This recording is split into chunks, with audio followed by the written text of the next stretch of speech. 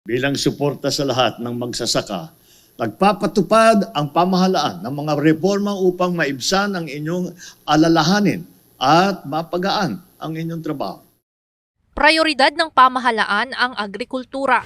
Ito ang tiniyak ni Pangulong Ferdinand Bongbong Marcos Jr. sa harapan ng iba't ibang agricultural sector sa ginanap na Gawad Agrario 2025 sa San Juan City. Ayon sa Pangulo, ang sakripisyo ng mga magsasaka ang nagpapatatag ng pundasyon ng lipunan. Bunsod nito, katulong anyan ng mga magsasaka ang pamahalaan upang gawing mas maalwan ang kanilang buhay. At para mas maging produktibo ang inyong sakahan, libo-libong makinarya at kagamitan ang ating naibabahagi. Bukod sa para sa pagpagaan sa trabaho ninyo ito, mas malaki na ang oras ninyo para makasama naman ninyo ang inyong mga pamilya.